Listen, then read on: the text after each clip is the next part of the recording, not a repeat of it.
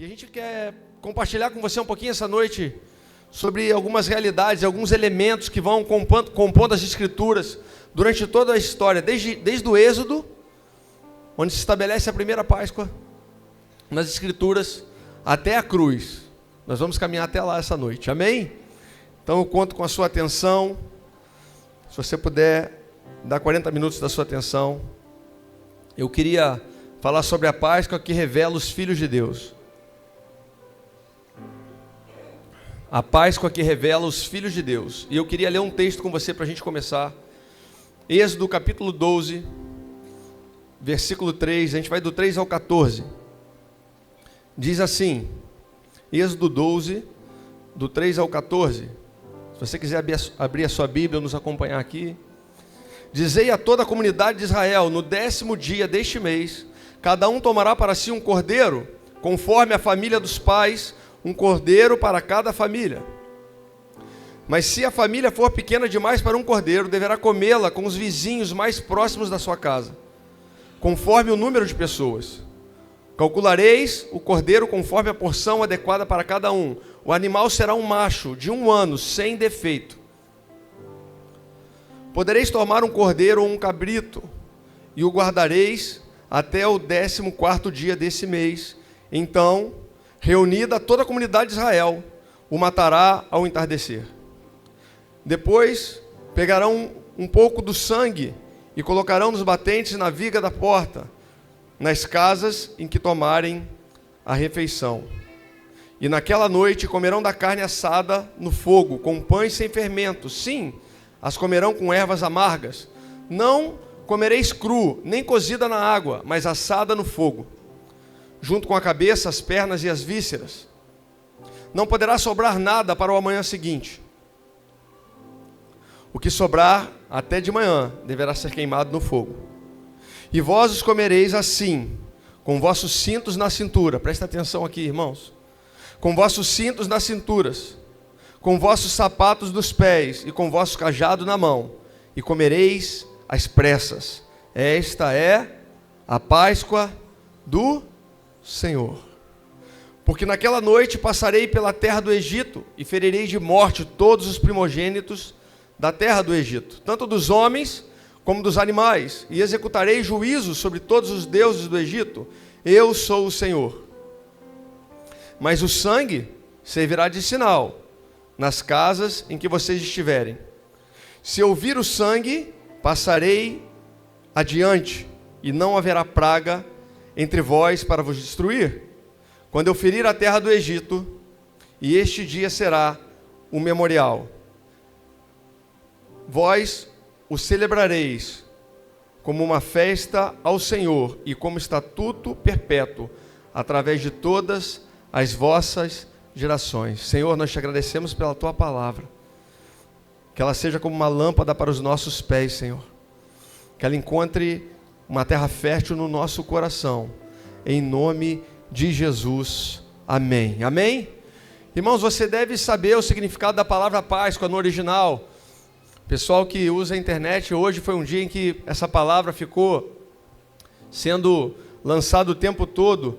Essa palavra no hebraico significa passagem, né? Ou seja, assim como Deus falou ali, a palavra Páscoa, a passagem, significa passar por cima. Por isso ele falou, nesse dia em que o anjo da morte vai tocar os primogênitos do Egito, aquele que tiver o sangue nos umbrais das suas portas, eu passarei por cima. Ela fala de passar por cima, ela fala de poupar, ou seja, ela fala de misericórdia, ela fala de proteger. A palavra Páscoa fala mais ainda, ela fala de intervir, mas ela fala de algo extraordinário que eu quero que você pegue no seu espírito. Ela fala de mudar destinos. Fala, mudar destinos. Isso, fala de novo mais forte, mudar destinos. É, pastor, claro que é, tinha um povo que estava sendo condenado naquela noite. Mas tinha um povo que estava sendo preservado naquela noite. O destino de um povo estava sendo preservado, o destino dele estava sendo definido e revelado através de uma palavra de Deus. Por isso que ele vai falar, quando eu vir o sangue, passarei por cima de vós. Por isso, irmãos, a Páscoa não é uma data, ela é um princípio de transição. Foi ela que marcou o tempo da libertação do Egito, lembra? Aquilo que a gente está lendo ali vai marcar o tempo de uma grande transição. Por isso eu estava dizendo aqui que a Páscoa é uma realidade espiritual, irmãos. Isso não pode ser um rito litúrgico. Isso é uma realidade espiritual. Não é apenas sobre Deus passar por cima. Não é apenas isso. É sobre Deus conduzindo você para uma nova realidade. Deus estava falando com aquele povo: ei, você vai comer a Páscoa.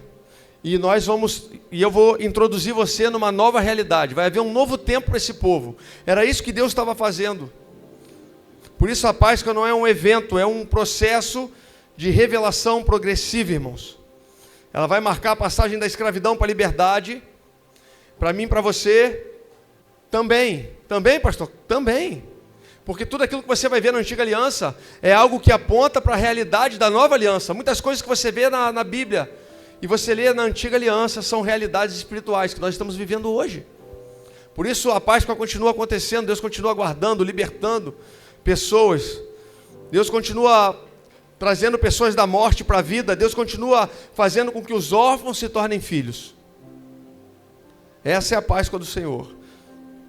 E hoje nós vamos ver que a Páscoa, ela pode até começar no Egito com libertação, mas ela vai passar por uma mesa de comunhão. Existe uma mesa posta aqui, irmãos. E por isso que a mesa hoje vai ficar para o final. Porque a Páscoa, ela pode começar no Egito, numa expressão de transição, de libertação, mas ela vai passar também por uma mesa de comunhão, e ela vai consumar na cruz do Calvário. Amém? Por isso todos os grandes eventos, irmãos, narrados na Bíblia, não podem ser tratados apenas como eventos históricos. Eles são realidades espirituais que operam ainda hoje na minha vida e na sua vida. Amém? Quem lembra quando o mar se abriu, irmãos? Você lembra quando o mar se abriu? Para o povo passar para uma nova realidade? Pois bem, faça uma conexão profeticamente com aquilo que Cristo fez na cruz. Você lembra que um véu foi rompido? O mar se abre, o véu se rompe, uma pedra é removida, lugares são abertos, acessos são abertos, para que novas realidades aconteçam em mim e em você. O que Deus quer nos comunicar essa noite é que existe uma realidade espiritual sobre a minha vida e sobre a sua vida. Por isso nós não podemos tratar essas coisas como coisas naturais, mas os nossos olhos têm que ser espirituais, porque quem é da carne discerne da carne, mas quem é do Espírito discerne no Espírito. Existe uma realidade para você essa noite. A realidade é: Deus tem um lugar de acesso para você. A Páscoa é uma transição. A Páscoa abre um espaço, um lugar de acesso para mim e para você. Por isso cada um desses momentos que Deus revela, Ele vai nos trazer verdades espirituais. Por isso que você vai ouvir aqui, isso que você está lendo como texto, não é apenas histórico, é profético, irmãos.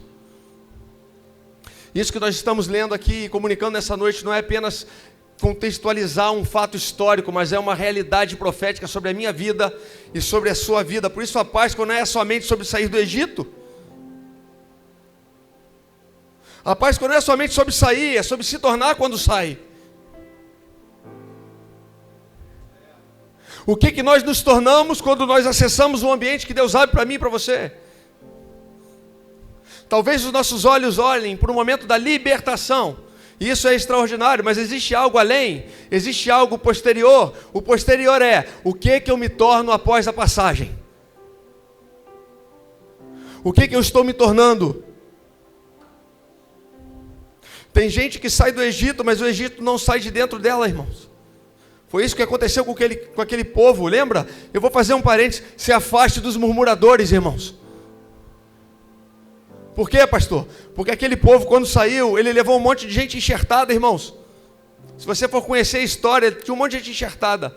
Aí aquele povo começou, naquilo que era maravilhoso, as pragas do Egito, sinais e maravilhas descendo sobre a terra, os homens e mulheres vendo coisas extraordinárias e sobrenaturais. E aí eles vão começar a sua jornada no deserto, eles começam a murmurar.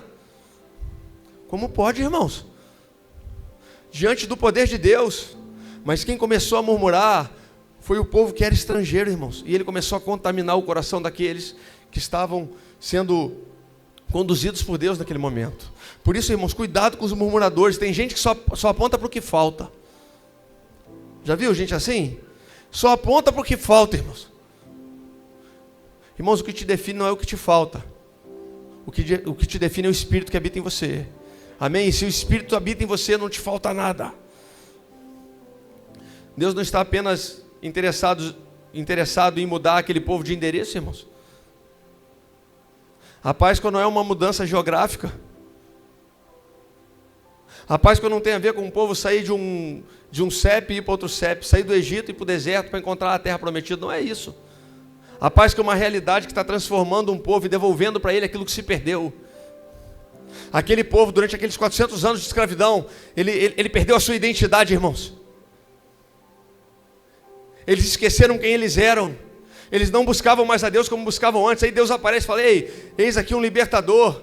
Mas a libertação não era só para que eles fizessem uma festa no deserto, é para que a identidade deles fosse restaurada de novo. Afinal de contas, a gente vai conectar isso aqui, você vai entender. Afinal de contas, o que tinha se perdido lá atrás, a imagem e semelhança de Deus, lá no jardim, lembra?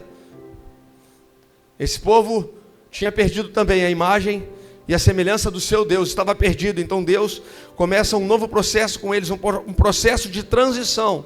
E ainda que a gente fale geograficamente de posições, Deus não está falando de geografia. Deus está falando de identidade. Por que vocês procuram entre os mortos aquele que vive? Ele não está aqui, mas ele ressuscitou. Isso é uma realidade, irmãos. Isso não pode ser um jargão evangélico, isso é uma realidade. Você vai ver então a Páscoa começando com libertação. E esse texto de Êxodo, como eu disse aqui, ele não é só uma história, ele é uma verdade, uma realidade espiritual. Existe aqui hoje uma pedagogia de Deus querendo nos alcançar. O sangue do Cordeiro não era apenas para proteção, era um marco de identidade. Toda casa que tinha o sangue nos umbrais da sua porta, ali tinha um marco de identidade. Ei, esse povo é o meu povo. Esse povo é o meu povo. Aqui existe um povo que pertence a Deus, é isso que estava escrito. Aquele sangue marcava um povo, uma identidade. Aquele sangue resgatava quem aquelas pessoas tinham sido formadas para ser. Sabe o que isso quer falar comigo, com você essa noite? Eu quero resgatar você para que você se torne aquilo que eu desejei na eternidade, conforme está em Efésios. Ei, eu escolhi você antes da fundação do mundo. Existe uma identidade que foi estabelecida para mim e para você, e ela foi estabelecida antes que as coisas fossem formadas. E aí Deus estabelece um plano para nos resgatar, irmãos. Um plano extraordinário. Por isso o sangue do Cordeiro não era apenas para proteção, ele era um marco de identidade. Aquele sangue que marcava aquelas casas era um marco de identidade. O juízo não podia tocar onde havia o sangue, porque o sangue estabelecia o quê? Aliança. Hoje é uma noite de aliança, irmãos, a gente falar sobre aliança. Por isso o que te salva é o sacrifício, sim ou não? O que nos salva, irmãos? Fala o sacrifício que ele fez, graça imerecida de Deus. O que nos salva é o sacrifício de Deus, mas o que continua nos guardando é o sangue do Cordeiro que está sobre mim e sobre você. O sacrifício da cruz abriu acesso ao lugar de salvação, mas o sangue que foi derramado é aquilo que tem nos guardado nesses dias, é aquilo que vai nos guardar eternamente. É o sangue do Cordeiro que está sobre a minha vida e sobre a sua vida, exatamente como estava sobre aqueles umbrais. Pastor, aquele sangue que foi colocado nos umbrais, era só para o povo escapar da morte? Não. Não, pastor, não. Mas não está escrito que aquele sangue faria com que o anjo da morte passasse por cima? Sim. Mas aquele sangue que foi colocado nos umbrais daquela porta, não era só para que o povo escapasse da morte. É para que o povo pudesse pertencer a Deus. Porque todo aquele que tivesse guardado agora pertencia a Deus. Por isso o sangue do Cordeiro não foi derramado só para levar o povo da morte, mas também para construir um novo povo, a identidade de um povo. Por isso Deus não está apenas tirando aquele povo de um lugar, irmãos. Quando Deus tira ele geograficamente de um espaço, Ele não está tirando só de um lugar, Ele está introduzindo o povo em uma família. No deserto, pastor, não tem a ver com geografia, tem a ver com realidades espirituais. Ele está libertando o povo de um lugar de opressão, de escravidão. O Egito representa opressão, representa escravidão. Ele está tirando aquele povo de lá e falando: ei, eu quero que você seja a minha família, eu quero que você seja o meu povo, eu quero ser o seu Deus. O Egito representa um sistema que escraviza, mas o sangue revela que Deus quer nos adotar como filhos dele. A ideia de Deus sempre foi uma família, nunca foi uma religião, irmãos. Por isso o povo não saiu do Egito para viver sem direção. Ele saiu do Egito para viver como filho. O plano de Deus sempre foi esse. Quando Deus estabelece o seu povo, a sua igreja, isso não acontece depois do Pentecoste. Isso acontece em Gênesis. O ambiente da igreja é o ambiente do jardim. O desejo de Deus com a sua igreja é o desejo que ele teve no jardim, no princípio da sua criação. Qual que era o desejo de Deus? Se relacionar com os homens e com as mulheres, com a sua criação. Foi isso que ele fez desde um princípio. Por isso os filhos são gerados para um lugar de comunhão, irmãos. Por isso que eu falei que a gente ia conectar essa saída da libertação do Egito com a mesa. Por quê, pastor? Porque a mesa, irmãos, é o lugar onde se gera comunhão. A mesa é o lugar onde as coisas acontecem, onde as coisas são reveladas. Lucas capítulo 22, versículo 14, vai dizer que chegada a hora, Jesus pôs uma mesa. Chegada a hora, próximo à Páscoa, Jesus fez o quê? Colocou uma mesa. Por que Jesus colocou uma mesa, irmãos? Para revelar a cruz, lembra? Ele coloca uma mesa e começa a falar com os seus discípulos. Olha, está chegando o dia em que o filho vai ter que retornar para o pai, vai ser martirizado. E ele começa a explicar o sacrifício da cruz e todo o resultado daquilo que ele ia passar. E quando ele vai fazer isso, ele coloca uma mesa para os seus discípulos, irmãos. Por isso, guarde isso no seu coração, pega no seu espírito. Antes da cruz sempre tem uma mesa. O problema é que os mestres da lei e fariseus, religiosos da época, queriam botar todo mundo na cruz, mas não chamavam ninguém para sentar na mesa. É por isso que eles se espantavam. Se o seu Senhor soubesse quem são esses homens, ele não sentaria com eles. O meu Deus, o seu Deus, continua sendo Deus que coloca uma mesa e nos convida essa noite para sentar nesse lugar, amém? Por isso, antes da cruz sempre vai haver uma mesa, irmãos, e isso vai revelar algo poderoso.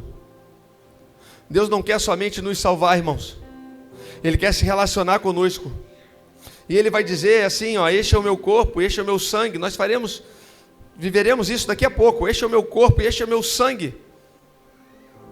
E eu tenho dito aqui, a ceia não é um símbolo vazio, assim como a Páscoa não é uma data histórica. Tanto a ceia como a Páscoa são realidades espirituais sobre a minha vida e sobre a sua vida. Você crê que se existe alguém enfermo aqui nessa noite pode ser curado? Você continua crendo que o poder de Deus continua ativo sobre a minha vida e sobre a sua vida? Você crê que se tem alguém aqui cativo no Egito, Deus pode libertar nessa noite? Você crê nisso, irmãos? Pois é, a palavra de Deus continua sendo poderosa para fazer essas coisas. Mas quem não se senta na mesa não sustenta a sua identidade, irmãos. O que sustenta o milagre que se iniciou na Páscoa, na libertação do Egito, ele é mantido na mesa da comunhão. É por isso que nós vamos sentar numa mesa nessa noite. Muitos querem o poder que foi derramado depois da cruz, mas poucos se achegam ao lugar da intimidade com Deus.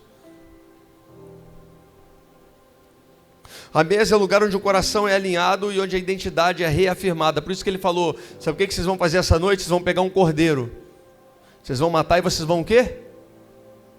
Comer. Você já reparou que tudo na Bíblia tem a ver com comida, irmãos? Você já reparou que no jardim, alguém que comeu antes de repartir, caiu em pecado? Mas na nova aliança, alguém que repartiu antes de comer, gerou salvação?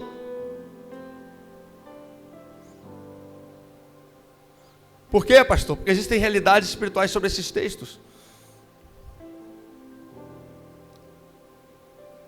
E Jesus coloca uma mesa para revelar a cruz, porque a cruz é um lugar extraordinário, irmãos. A cruz é o lugar onde o propósito é consumado. O propósito da libertação é consumado na cruz. Você lembra do que acontecia na antiga aliança? em como que o povo se relacionava com Deus. Você lembra do tabernáculo? Você lembra do átrio? Você lembra do lugar santo? Você lembra do lugar lugar santíssimo, lugar da Arca da Aliança? Você lembra disso? Você lembra o que tinha entre um lugar e outro?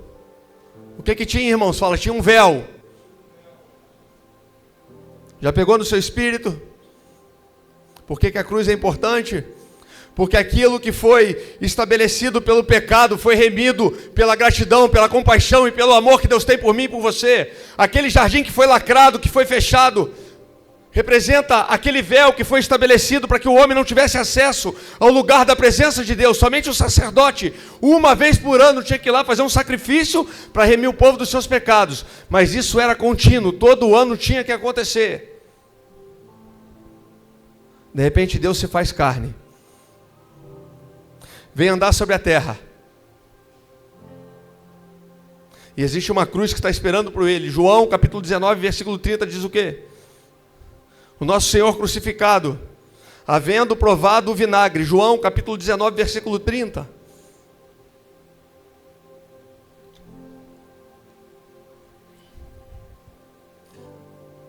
Havendo provado o vinagre, Jesus disse: está consumado. E inclinando a cabeça, entregou o seu espírito. Fala comigo, está consumado. Não foi um grito de dor, foi um grito de missão cumprida. Não foi um grito de dor, foi uma expressão de misericórdia. Ele falou, olha, está consumado. Na cruz Jesus não apenas pagou o preço, na cruz ele abriu um caminho, irmãos. Lembra o caminho que estava fechado? Pastor, o que é a Páscoa? A Páscoa é Cristo abrindo um caminho para mim e para você.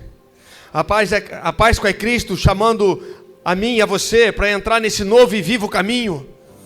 A Páscoa é Cristo tirando os filhos das trevas e levando os filhos ao reino do seu Pai amado, ao reino da sua maravilhosa luz. A Páscoa é Deus abrindo um acesso para mim e para você, para que a gente volte ao lugar original e nos posicione de novo no lugar do qual nós nunca devíamos ter saído. Ah, pastor, mas a culpa não é minha, é de Adão, pois todos pecaram e estão destituídos por conta de um só homem, mas também por conta de obediência de um homem só. Existe hoje um lugar de acesso para você. Por isso, o que é a Páscoa, pastor?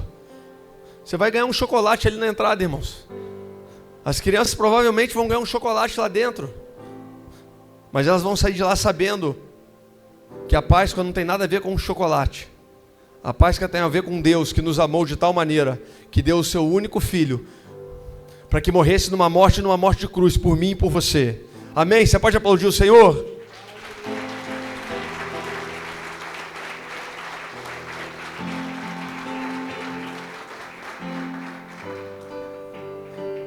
Segunda Coríntios capítulo 5, versículo 18, vai falar que ele nos reconciliou consigo mesmo. Por isso, a cruz não só perdoa os pecados, a cruz restaura a identidade de filhos. A Páscoa do Senhor é o lugar onde você vai compreender e vai ir além do perdão dos pecados. Muitas pessoas têm buscado a Deus atrás de um perdão, e Deus está falando, olha, perdoado você já foi, desde que o meu filho se sacrificou na cruz. Mas existe um lugar de uma nova identidade, lembra do povo? Existe um lugar de um povo que está sendo formado, de uma família que está sendo forjada em Deus, uma família de muitos filhos. Por isso o pecado que te afastava foi remido pela cruz que te aproxima. O que é a cruz, pastor? A cruz é um lugar de acesso, é a ponte perfeita estabelecida por Deus, para que nós pudéssemos estar em comunhão com Ele de novo. Por isso a cruz não resolve apenas um problema externo, ela transforma uma natureza interna. A Páscoa não é para que você olhe e celebre uma data histórica, mas sim uma realidade espiritual que está sobre mim e sobre você, querendo trazer uma transformação de natureza. Por isso o Evangelho não tem a ver com bom comportamento, irmãos. O Evangelho não é comportamental, o Evangelho ele fala de coisas mais profundas, o Evangelho fala de renovação de natureza. Por isso você deve renovar sua mente. Por isso, Nicodemos, importa-te nascer de novo. Por que tem que nascer de novo? Porque a velha natureza tem que morrer, para a nova natureza nascer. Mas só é possível desfrutar de uma nova natureza se Cristo abrir um caminho para mim e para você, e foi isso que Ele fez na Páscoa. Um Deus de misericórdia que abriu um caminho para mim e para você, para que a gente pudesse acessar aquele lugar que somente o sacerdote podia acessar uma vez por ano. Isso é a Páscoa. Feliz Páscoa, irmãos. Feliz Páscoa. Por isso a cruz nunca foi o fim da história, foi o começo de uma nova realidade. Assim como no Egito, aquele sangue guardou aqueles homens e aquelas mulheres da morte, do anjo da morte, para viver uma nova realidade. Assim Cristo fez na cruz, derramando o seu sangue por mim e por você. Assim como aquele sangue guardou as casas, assim hoje o sangue de Cristo guarda a minha vida e a sua vida. Para quê? Para que a gente acesse também uma nova realidade. Mas nós corremos o risco, irmãos, de fazer como os nossos irmãos do passado e ficar murmurando sem perceber as maravilhas que Deus está fazendo nesses dias. Pastor, eu não estou vendo mais milagre. Não, você acordou, irmãos? Você está respirando, seu corpo está funcionando. Você está manifestando as virtudes de Cristo. Você está alcançando pessoas, homens e mulheres ainda estão se convertendo. Então como é que nós não estamos vendo mais milagres, irmãos? Talvez a gente tenha ficado sensorial demais. Talvez só sirva o milagre extraordinário que é ver um cadeirante andar. Talvez só sirva um milagre extraordinário que é ver um cego enxergar. Mas o que Deus está falando, ei, eu tenho realidades espirituais para você. Está cheio de gente caminhando, mas continua coxo e caído na porta do templo. Está cheio de gente com olhos abertos. Cheio de pessoas com olhos abertos, mas não estão enxergando aquilo que eu tenho para eles. Não estão vendo as realidades espirituais. Isso aqui não é pão, isso aqui não é suco. Isso é corpo, isso é sangue. Isso representa uma nova aliança, ei. Isso não é um rito litúrgico, querido. Essa é uma verdade espiritual. Por isso essa noite Deus nos reuniu aqui para abrir os nossos olhos espirituais.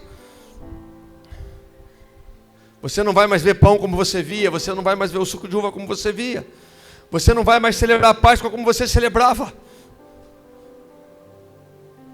Por quê? Porque você vai acessar esse lugar essa noite, irmãos. Se você ainda não acessou, você vai acessar esse lugar essa noite. A morte de cruz não foi para resolver o nosso problema do pecado. Foi para devolver a nossa natureza de filho. Mas um pensamento pequeno demais, uma leitura rasa demais, faz com que os homens corram atrás do perdão dos pecados, quando deveriam estar buscando o Deus que nos gerou e nos criou antes da fundação do mundo. Por isso existe uma realidade sobre mim e sobre você essa noite, e eu quero que você compreenda ela. Mateus capítulo 27, versículo 51, olha o que está escrito lá.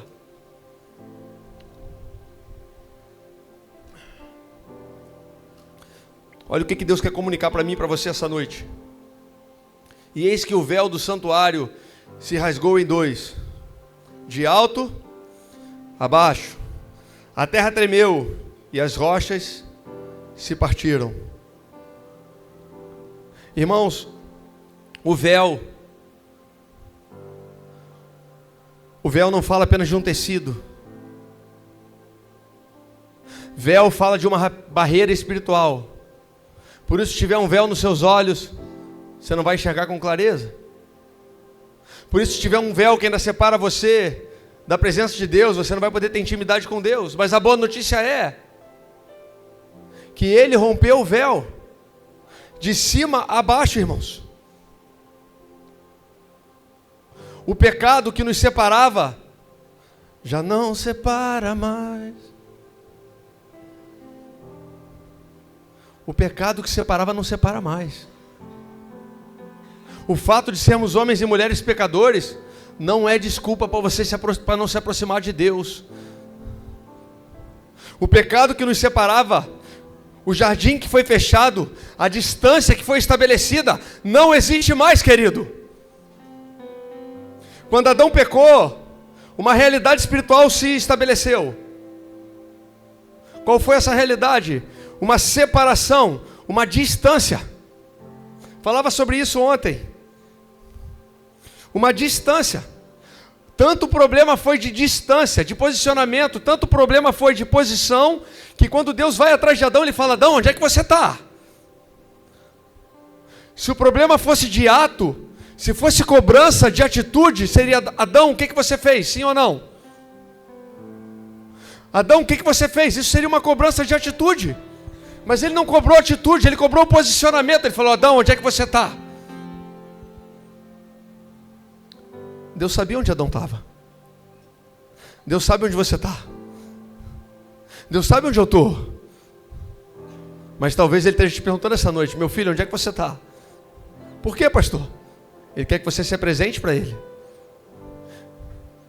Essa distância que foi criada por Adão, por um posicionamento equivocado, ela vai piorar quando Adão fala: Senhor, eu estou aqui, Senhor, mas é que eu senti medo. Eu ouvi os seus passos e senti medo. Aí a palavra diz que Adão se apresenta. O problema foi que antes de Adão se apresentar, ele pegou uma folha de figueira. E folha de figueira representa coisas criadas. Deus criou a folha de figueira. E ele pega uma folha de figueira, ele coloca na frente da sua intimidade. Ele se apresentou para Deus, mas ele falou: Deus, eu me apresento diante de ti, mas eu não tenho mais intimidade contigo. Pega no seu espírito, irmãos. Adão se apresentou, mas se apresentou diferente. Por quê? Porque no tempo da intimidade, Adão e Eva andavam nus diante de Deus. Mas no tempo da distância, do pecado, a vergonha de Adão fez com que ele escondesse a sua intimidade com Deus. E ainda que ele se apresentasse diante de Deus, ele passou um recado para Deus. Ele falou: eu estou diante de você, mas a minha intimidade está coberta. Aí o jardim se fechou. E porque o jardim se fechou pelo pecado cometido da distância de Adão, aquele jardim que foi lacrado, os querubins foram colocados lá, lembra? Os anjos guardando o jardim para ninguém mais entrar, lembra disso? Aí começa uma nova história. E aí você vê na antiga aliança, Deus resgatando o seu povo, libertando o seu povo do Egito, trazendo ele a sua identidade de volta. E aí Deus estabelece de novo um lugar de comunhão, só que agora o lugar de comunhão é um lugar de privilégios, é um lugar específico, que nem todos podem entrar. E nesse lugar tem o quê? Tem um véu. A mesma coisa que aconteceu no jardim, está acontecendo aqui. Por conta da desobediência do povo, existiu uma restrição de acesso. Está pegando, irmãos? Existia ali uma restrição de acesso. Por isso que no tabernáculo tinha o átrio, que era o pátio externo, um lugar de altar, de sacrifício, um lugar que tinha bacia, representava arrependimento e purificação. Você passava pelo átrio para demonstrar arrependimento e purificar, lavar suas mãos. Depois tinha o santo lugar, onde tinha o candelabro, a mesa dos pães. Esse lugar representa um lugar de comunhão, de vida espiritual, de relacionamento. Mas aí quando você chegava nesse lugar, você se deparava com um véu. E aí você não pode ir além do véu. Não podia ir além do véu. Não podia atravessar o Santo dos Santos. Por quê? Porque lá estava a Arca da Aliança, lá estava a presença de Deus. Percebe que a problemática criada por Adão persiste até aqui? Continua uma distância entre Deus e o povo? Continua sendo estabelecida? É a mesma realidade. No Egito, o sangue é como se fosse o sangue do átrio, um lugar de libertação. Na mesa da ceia, para explicar a cruz, é como se fosse o santo lugar, a mesa é um lugar de comunhão. Na cruz, um véu é rasgado, ali há um lugar de acesso. E na ressurreição? Na ressurreição é como se fosse o santo dos santos. Agora a filiação é restaurada. Você é filho de Deus. Você é filho de Deus. Agora Jesus está dizendo: ei, eis que te apresento um novo e vivo caminho. Esse sacrifício não tem prazo de validade, irmãos. Aquilo que nós estamos celebrando hoje não tem prazo de validade. Ele abre caminho para um lugar de eternidade. Por isso, quando esse véu se rasga, Deus está dizendo: dessa vez vai ser diferente. Não vai ser através de ritos, vai ser através de relacionamentos. Dessa vez vai ser diferente, porque o acesso está aberto de novo. Seus pecados foram levados na cruz, perdoados na cruz. Mas agora eu preciso que você se volte para mim e acesse esse lugar que Cristo estabelece na ponte perfeita que é a cruz. Por isso que Hebreus capítulo 10, versículo 19 vai dizer: tendo, pois, ousadia para entrar nos santos dos santos. O que antes era acesso restrito, agora se torna um relacionamento contínuo. Feliz Páscoa, irmão. Feliz Páscoa, irmãos. Um lugar de relacionamento contínuo. Páscoa, um lugar de acesso. Um lugar onde todos nós somos chamados para acessar de novo aquilo que se perdeu. O que, pastor? A presença de Deus. O que estabelece isso não é uma instituição religiosa. O que estabelece isso não é uma estrutura física. O que estabelece a comunhão com Cristo é o sacrifício que foi feito na cruz. Essa é a Páscoa que nós celebramos nessa noite. Deus não quer visitantes ocasionais, irmãos. Deus não quer pessoas que venham visitá-lo para cumprir ritos. Você não veio cumprir um rito. Você veio desfrutar de uma realidade, de uma verdade. Deus não quer pessoas cumprindo ritos. Religiosos que cumprem bem ritos, arrumam tudo bonitinho, conforme tem que estar arrumado. Dizem o que tem que ser dito, mas não vivem o que tem que ser vivido. Não praticam o que tem que ser praticado. Não estabelecem o que tem que ser estabelecido. Não expressam o que tem que ser expressado. Não liberam aquilo que está dentro. Ficam preocupados com aquilo que está fora. A Páscoa não. A Páscoa não é para que você seja bem formatado por fora. A Páscoa é para que você seja transformado por dentro. E agora saia de uma realidade de escravidão para um lugar de liberdade. E agora saia de um lugar de morte para um lugar de vida. E principalmente, sai de um lugar de orfandade e entra numa família de muitos filhos. Dá uma salva de palmas para Jesus bem forte, irmãos.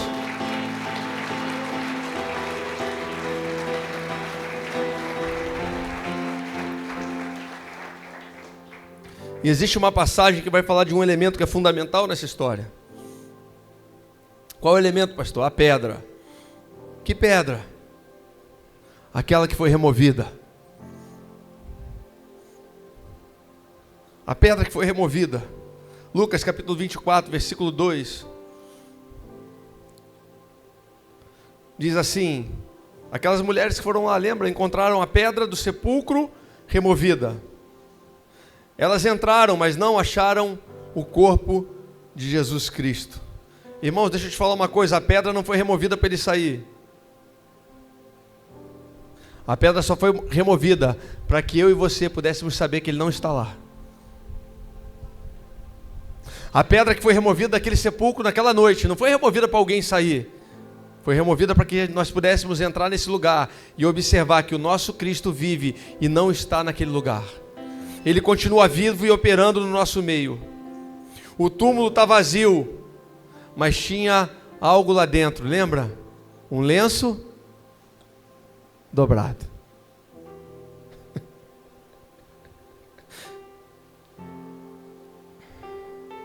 Tinha um lenço dobrado. Irmãos, quem tem pressa para sair não dobra o lenço. Deus não tem pressa. O lenço estava dobrado, deixando uma mensagem para mim e para você: eu não terminei a minha obra. O acesso foi consumado na cruz, mas a minha obra de redenção continua de glória em glória e de degrau em degrau. Por isso o céu não removeu a pedra para libertar Jesus, mas para confrontar a nossa incredulidade de que ele vive. Por isso tenha convicção, irmãos, aquele sepulcro está vazio. Ele está vazio e Cristo vive e anda no nosso meio. Conforme está em Apocalipse, ele anda no meio dos 7 candelabros da sua igreja. Ele tem as 7 estrelas na sua mão e ele continua governando sobre o seu povo. Meu Deus! Feliz Páscoa!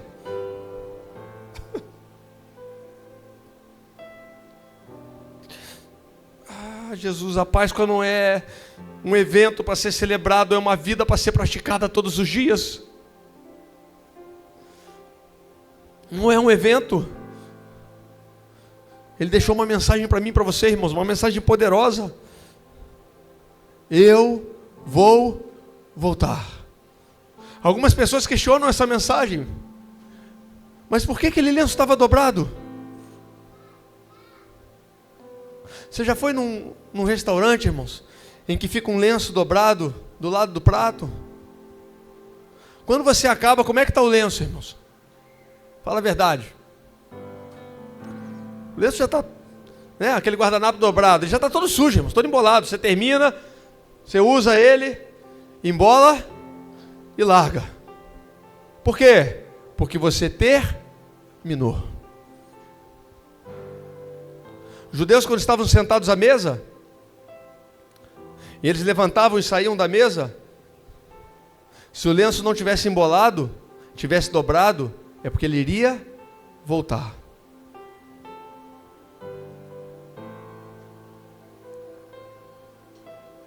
E aí, de forma extraordinária, Jesus, já sabendo que o povo era judeu, vou me comunicar com eles. Além do meu corpo não estar aqui, eu quero deixar uma mensagem poderosa para você. Eu quero deixar uma mensagem poderosa para vocês.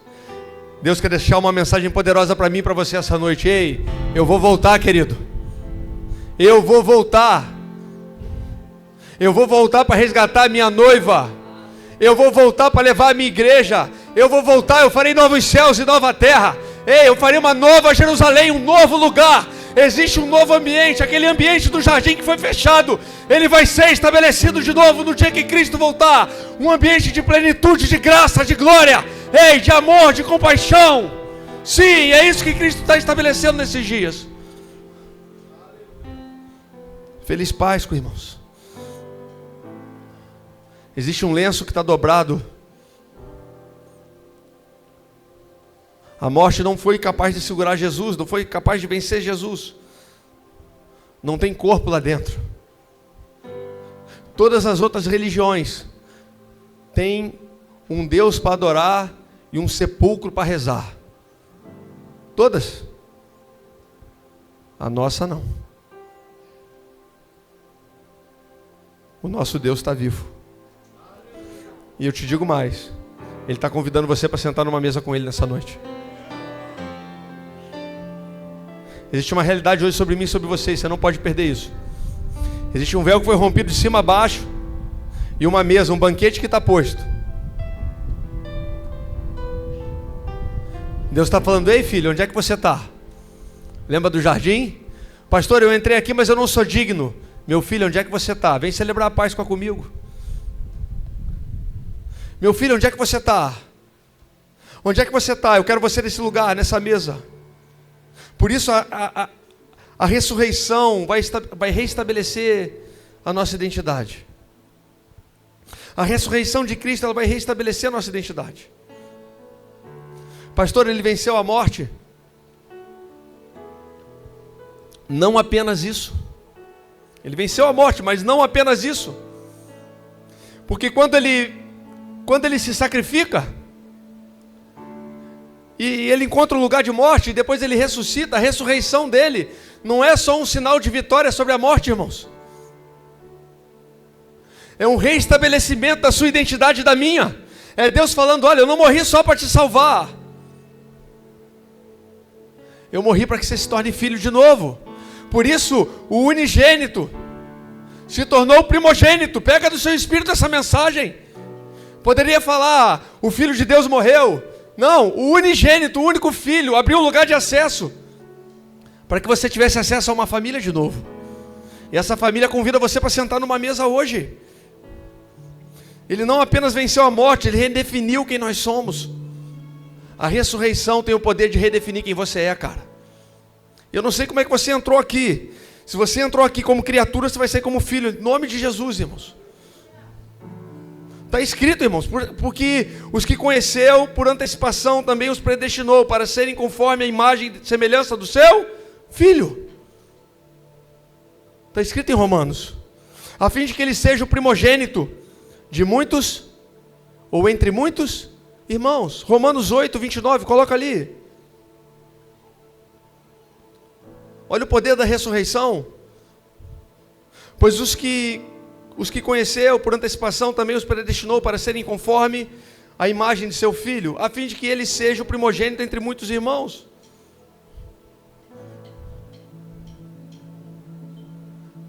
Jesus não ressuscitou sozinho, e não é uma heresia, deixa eu acabar.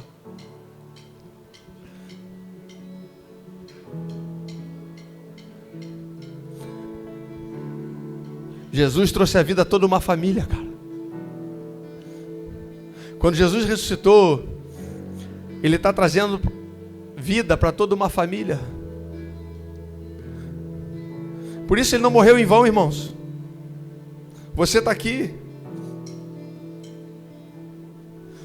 Por isso a ressurreição não é para provar apenas que Ele está vivo, mas é para que você nessa noite olhe para dentro de você e faça uma análise e fale: quem eu tenho me tornado nele? O que eu tenho me tornado com esse Cristo, com esse Deus extraordinário que se fez carne, morreu e ressuscitou para que eu tivesse vida de novo? Ei, você tem vida. Existe esperança sobre você, existe vida sobre você. Essa é a Páscoa do Senhor. Por isso, querido, não costure o véu. E eu já estou terminando para a gente ceiar. Queria chamar já os irmãos da ceia. Vem para cá. Os irmãos que vão servir a ceia. Nesse ambiente eu quero ceiar com você, irmãos. Que ambiente? O ambiente de um novo acesso, de uma transição. Pastor, eu estou aqui essa noite, mas eu não sei, pastor, se eu posso ceiar. Irmãos, você crê que Jesus Cristo é o único e suficiente Deus, o Salvador da sua história, da sua vida? Você crê nele? Se você crê nisso, irmãos, existe uma mesa, um acesso para você. Mas eu quero fazer esse apelo para você essa noite. Não costure o véu que Jesus rompeu. Não feche o acesso ao novo e vivo caminho que está aberto. Já foi consumado. Pode entrar. Existe um convite para você essa noite. Fica de pé comigo no seu lugar. Existe um convite para você essa noite. O convite não é para você assistir um culto. Pega no seu espírito. Olha para mim, você que está aí. Não se distrai. Não, olha para cá. O convite não é para você assistir um culto. Escute isso. Não, pastor, não. O convite essa noite é para você entrar num lugar. Ou melhor, numa pessoa. Cristo em vós. A esperança da glória. Existe um convite para você essa noite. O convite é para que você acesse esse lugar. A Páscoa rompeu o véu. Cristo rompeu o véu. E um lugar de acesso foi estabelecido. Por isso hoje não é sobre assistir, é sobre participar. Por isso a mesa não é um símbolo religioso, é um ambiente de transformação. Ei, a mesa vai transicionar você agora para um novo ambiente. Existe um lugar profético essa noite nessa igreja. Existe um véu que está rompido diante de você e existe um convite. Ei, filho, ei, filha, entra nesse lugar. Existe um convite para você essa noite. Por isso, quando você tomar o cálice, não pensa que isso é um suco de uva. Quando você pegar o pão, não pensa que é somente um pão. Não, é o corpo. É o sangue. Por isso eu quero declarar que você não é mais escravo do medo, irmãos. Você não é mais órfão, você é filho de Deus. Por isso eu quero convocar você a examinar o seu coração. E antes da gente começar a adorar o Senhor, nós vamos orar pelos elementos da ceia. Mas eu quero que algo fique fixado na sua mente e no seu coração. O que é a Páscoa, pastor? A Páscoa é um Deus que se fez carne, se sacrificou por mim e por você, para que aquele acesso que foi fechado lá em Adão fosse aberto de novo. Para que o jardim que estava lacrado, para que o véu que impedia de chegar ao lugar da Arca da Aliança, para que esse lugar fosse aberto de novo. Por isso a expressão, ei, um véu foi rompido de cima a baixo, e agora vocês têm acesso ao Pai da eternidade de novo. Por isso, meu irmão, entra nesse lugar essa noite, feche seus olhos comigo. Senhor, nós oramos pelos elementos da ceia.